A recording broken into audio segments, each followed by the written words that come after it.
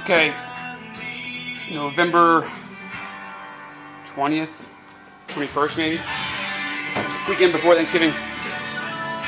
This is pretty much the progress we have so far. So I put a 3-way switch in with an extra two gang switch box, so the other switch will be for the under cabinet lighting. So go up, put the recessed lighting in.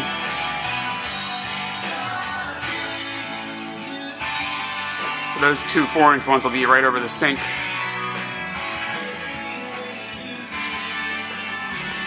These will be over the peninsula, and then in front of the pantry, front of the refrigerator, front of the oven, and then you can see it still creates some shadowing. So I'm going to put either 2 or 1 every 3 feet right in the center here. Finish that. And we hooked up over here. Another 2 gang box, 3-way switch, and then both those will be dimmable. And then another switch which powers dining room lights. Got it all roughed out today. Also, we're going to rough out the window that in the spring will bust through and replace. So I replaced all the plumbing. You see these holes here, so it came right up through the floor of the base cabinet. So you had to cut a big hole in the floor, and it created an issue with the structural integrity of the cabinet, of the existing cabinet. So what I did was got rid of all that. The plumbing was sloppy too, had a bunch of unions in it. So here, replaced it all with brand new stuff. Came up, so this is your dishwasher here, and your hot existing drain. You got your cold, and then you can see the cold goes back around, comes all the way over here,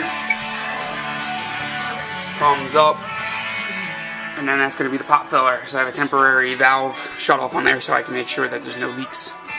And then the valve shut off for the cold and the pot filler, pretty much this supply pipe right here is right below here with a ball valve. So this is kind of redundant, but it at least allows me to test the pressure while everything's exposed. So that's where we're at. So today I'm going to rough out the box. I just finished up the plumbing, and as you can see, learned the hard way. Double check all the valves. I accidentally left the valve for the cold open, and when I turned it on and came out from the meter room, it was a waterfall. But it'll dry. Also, I had to, when they installed the new master bath, which these two go to the actual shower, they pushed these down, and it was actually both these pipes were below where the drywall would sit. So I didn't see that with the pre-existing ceiling, but the whole ceiling must have been bowed down. So I had to cut them because there's no way to move them up. I had to cut them and then take a 1/2 inch out and slide it up. So that gave me some free room here. And then now they're not wedged against either the protector plate or the top. There's room for expansion and contraction. Went through, put all the bracketing, the protector brackets on, so I don't have to worry about that. Same with here, put them there, and then also ran them over here for the electrical. So aside from the window, roughing out the window, I'm going to put a dedicated outlet for the refrigerator. Run the outlets for the above the countertop, and if I get time, run the outlets, or at least the boxes that'll supply the power for the under cabinet lighting, which will be accessible through the wall cabinets.